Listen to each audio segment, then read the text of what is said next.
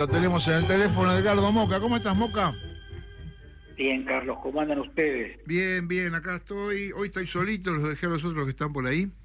Así que vamos a charlar. Cuidado, voy a tenerlos cerca. Sí, los tengo igual, así, a tiro de piedra. Bueno, Edgardo, a mí me gustaría, sobre todo, hablar con vos sobre el Papa, porque vos hace un montón que venís, no sé de qué manera, poniendo en relieve las ideas del Papa Francisco, que a mí la verdad que me impactaron más en los últimos tiempos, cuando uno ve que la deshumanización es lo que está primando acá en nuestro país, ¿no? Sí, la situación es en el caso mío es de consternación, Uh-huh. de mal momento. Sí. Entonces, sí, yo creo que hay que hacer un esfuerzo para saltar los almanaques y colocarse en el mundo en una perspectiva abierta, en una perspectiva que nos ayude a pensar el futuro, porque si fuera poco complicado, si estuviera poco complicado el futuro con los arranques ultraimperiales de Estados Unidos, con los conflictos entre las grandes potencias, contra todo, contra las aventuras mesiánicas, del cual la Argentina no se priva de ser una representación muy viva, muy perfecta, diría yo. Uh-huh. Nos toca pasar por la alternativa de la muerte de Francisco, de la muerte de Jorge Bergoglio, de la muerte de una persona que le tocó en su patria, en su país natal, atravesar muchas etapas críticas donde las adversidades contra su persona venían de corrientes bien diferentes de la política. Quien habla estuvo en contra del Papa, ¿no?, en la famosa historia de la resolución 125, el conflicto con Irán. Uh-huh. Entonces todo esto hace que la memoración, que la presencia obligada, por cierto, de Bergoglio en la escena en la que estamos viviendo sea una escena crítica, sea una escena difícil. Yo tengo a esta altura, después de haber superado mis prejuicios con mucha lectura, con mucho interés en la literatura de este Papa. Yo he estado dando cursos sobre las cosas que escribió en sus encíclicas, y realmente no puedo menos que estar muy sacudido, perturbado por la partida. Es decir, la partida nos espera a todos, y Francisco estaba en la lista de espera, perfectamente previsible. Pero una cosa es lo previsible y otra cosa es lo material, lo real. Lo real es que no lo tenemos a Francisco, y lo real es que estamos obligados a revisar nuestro registro, revisar la presencia de Francisco entre nosotros, porque empecinado como estuve en seguir su literatura, las encíclicas, las intervenciones de distintos tipos, me siento ante la presencia de una persona muy especial, muy histórica, que merece ser estudiada, recordada y pensada por fuera de los arreglos sectarios, de los intereses chiquitos. Así que estoy muy conmocionado por la partida de Francisco. Uh-huh. Edgardo, lo que a mí me llama a Francisco es que él vio antes el problema de la deshumanización. Yo la verdad que nunca pensé que lo humano iba a dejar de ser el mínimo común denominador para la vida social, digamos. Y ahora uno ve que que lo humano está por fuera. O sea, cuando uno los escucha hablar a la gente que gobierna este país, por ejemplo, y a quienes lo siguen, y a quienes los explican, y a quienes los bancan, lo humano queda fuera. A mí me sigue, me parece algo, no lo puedo terminar de creer. Lo que pasa que lo que pasa es que lo que queda afuera es lo más interno que tiene este gobierno de mierda, voy a decir, para vulnerar cierto código que yo practico con mis oyentes, pero para expresarme con toda claridad. Sí. Porque estos personajes no tienen problema en cambiar de opinión de un día a otro cuando eso les permite ir a llorar al Papa, ir a hacer actos de presencia en lugares donde hay gente importante. Siempre hay que estar. Por ejemplo, la consigna del presidente de la República Argentina. Entonces no importa que vos hayas dicho que es un representante del maligno, que es una porquería, que es esto, que no, con cara de loco. La cara de loco está de más, de parte mía, porque las personas que tienen cara de loco en un porcentaje importante son locos, pero ni siquiera son locos, porque los locos son gente en muchos casos muy querible. Son personajes siniestros, son personajes que solamente podrían haber nacido en una época como esta. Pero no me quiero desviar a Milei cuando tengo frente a mí el rostro amado del Papa. El Papa se fue. El Papa es uno de los papas más memorables de la historia porque dejó semillas, estudios, análisis. Yo estuve, me dediqué bastante tiempo a estudiar sus textos, sus encíclicas, sus intervenciones, y realmente siento una comunidad entrañable. En primer lugar porque Francisco fue un defensor a ultranza de la política. Francisco se dedicó buenas partes de su tiempo, de su historia, a reivindicar la política. Sin política no hay humanidad, decía Francisco. Sin política no se pueden resolver los problemas si no es a los tiros. Y esa idea magna debería ser utilizada como un centro. Ahora que estamos en la oportunidad de hablar de Francisco, donde todo el mundo habla de Francisco, yo intentaría que se hable de Francisco a través de la idea de que solamente se pueden resolver los dramáticos y peligrosísimos problemas en los que está metido el mundo con mucha política, que quiere decir con mucha inteligencia, con mucha paciencia, con mucho conocimiento histórico, con mucha prudencia, con un conjunto de cosas que normalmente no se usan cuando se habla de política. Entonces yo creo que a mí me sacude mucho porque me moviliza momentos muy críticos. Yo además, mira, Barra, la primera persona que opinó después de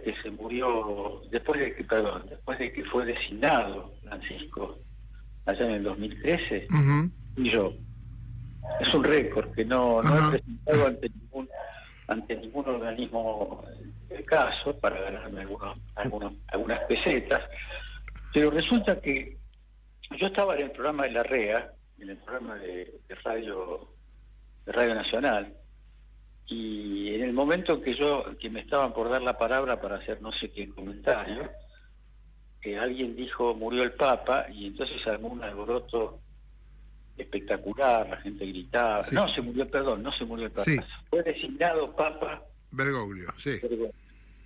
Y entonces se produjo un desorden general.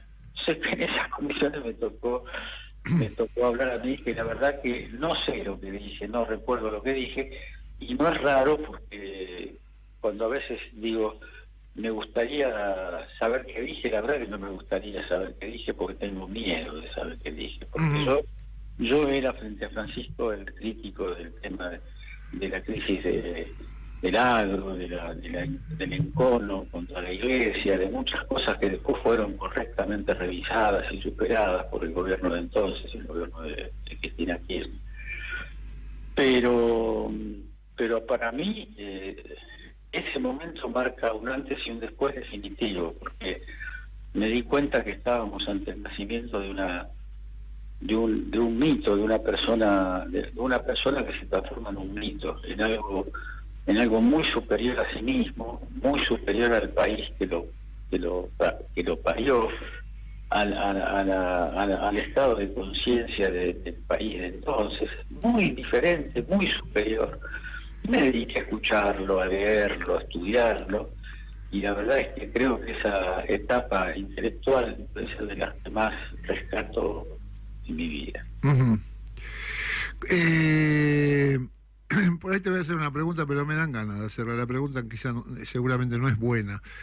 Pero ¿cuánto tenía de peronista Francisco y cuánto no tenía de peronista? Bueno, yo no soy estudioso de la historia ideológica y política de Francisco, o sí, de alguna manera. No, pero digamos los textos estos que vos estudiaste. Sí, terminé siéndolo porque me di cuenta que mi dificultad para pensar a Francisco también era la dificultad para pensar al peronismo. Uh-huh. Y eso es producto de una historia, no solamente de una historia y de una limitación mía, sino de una historia y una limitación de los argentinos.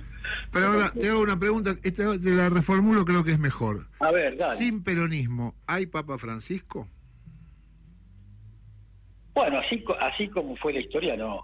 Uh-huh. Así como fue la historia, no, decididamente. Y sería un poquito complejo pensar un Francisco sin el peronismo. La verdad que me cuesta, porque en las encíclicas, en las pastorales, en las intervenciones del más diferente orden que le he leído a Francisco, no es que está la doctrina peronista exhibida como una especie de blasón, sino que está expuesta en los términos más maravillosos que la unen con el pensamiento cristiano más hermoso, y no solamente cristiano, yo diría, porque el Papa también era un gran creyente en la cuestión de no me salen ahora las palabras, pero de eso que une a los religiosos, a los creyentes de todas las disciplinas y de todas las religiones. Era un partidario de la fusión, era un creador de espíritu para unir, donde todo el mundo trata de desunir. Y ahí me parece que va a eso, porque la condición de peronista en Argentina, que es una condición noble y una condición históricamente central, es utilizada también para una especie de neo-macartismo, ¿no? Si vos no te sabes de memoria las cosas que dijo Perón en el año 49, sos un vil infiltrado de las fuerzas del terrorismo internacional. Sí. No voy a hacer nombres porque cualquiera que me esté escuchando... Ya hiciste el nombre, ya está hecho. Los hace fácilmente, y aparte no hay que gastar pólvora en chimangos, y menos hay que gastar reflexiones en gente que no tiene nada que ver con nada, digamos, con el que no pasa nada. Con el que sí pasa todo es con Francisco. Francisco es una luz prendida, una luz encendida en el futuro de los argentinos. Yo creo que habría que abrir cátedras. Alguna cosa he intentado hacer en mi muy modesta posibilidad, pero habría que abrir cátedras, círculos de estudio, grupos de trabajo, que no sean solamente, por supuesto, estudio y dedicación a los textos, sino también reflexión. La propuesta que yo tengo es medio un cruce entre el intelectual que intenté ser y el católico que nunca terminé de ser. Ajá. Es una especie de fusión de cosas que no tuvieron demasiado relieve en tantos tales.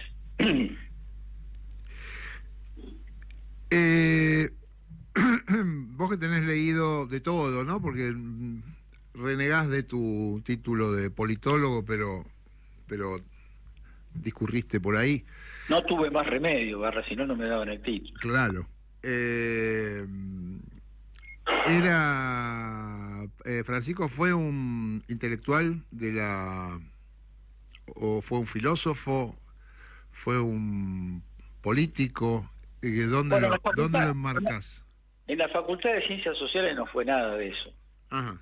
No fue nada de eso porque no entra eso en la Facultad de Ciencias. Si yo me guío digo la Facultad de Ciencias Sociales porque es la que me dio el diploma. No, pero digo lo que vos, digamos, un tipo con las lecturas que vos tenés, lo agarrás a Francisco, agarrás un texto de Francisco y decís, bueno, ¿esto qué es? Esto es un tipo que escribe canciones, un tipo que hace autoayuda, claro. Es Gramsci, es el nuevo Gramsci, es el... Bueno, pero claro, y mirá, encima no citaste a Gramsci, porque Gramsci no era ni sociólogo, ni politólogo, ni nada, como diría la canción, ¿no? Como yo no soy ni sociólogo, ni politólogo, ni nada.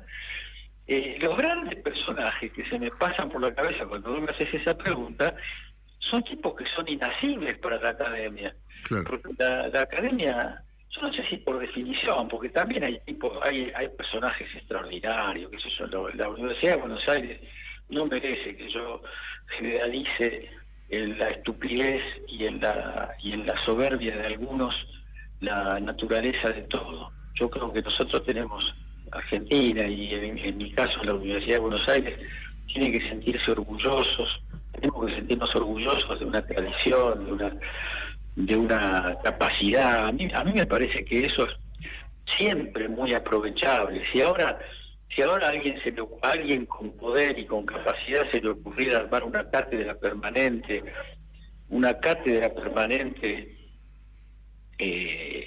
Papa Francisco, podría convertirse en una revolución intelectual, porque no es que vamos a hacer reuniones para festejar las cosas que decía Francisco. Vamos a tratar de pensar las cosas que discute la academia, que discute con razón la Facultad de Ciencias Sociales, la carrera de Ciencia Política, bajo una luz más poderosa, más amplia, en primer lugar, bajo la luz de los pobres, bajo la luz de los que no tienen a su alcance el saber, la posibilidad de enterarse de las cosas y de pensar y de estudiar las cosas tan a mano como el pibe o el no tan pibe que era yo cuando entré a la Facultad de Sociales.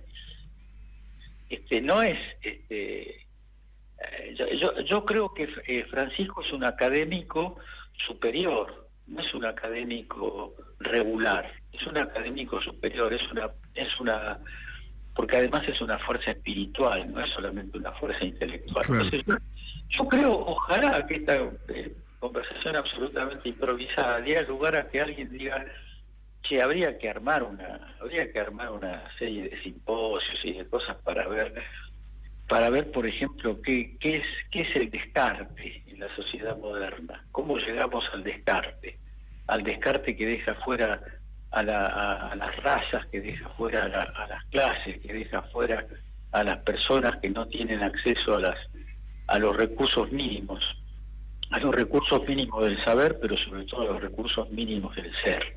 Entonces yo creo que es una oportunidad magnífica. Aparte, el hecho de que sea argentino nos da una voz ahí, porque además no es un azar, no es un acaso que Bergoglio sea argentino. No sería Bergoglio si no es argentino. Claro. No sería Bergoglio si no fuera hincha de San Lorenzo, hijo de un ferretero, personaje del mundo sencillo, del mundo que habla con toda la claridad, que no busca espuma en sus palabras, sino que busca fuerza y poder. Yo estoy muy, muy conmocionado, muy, muy, muy conmocionado. Edgardo, te agradezco como siempre y hoy más esta charla sobre el Papa argentino. Un abrazo grande, Barra, nos vemos. Nos vemos, Edgardo, y bueno, y ya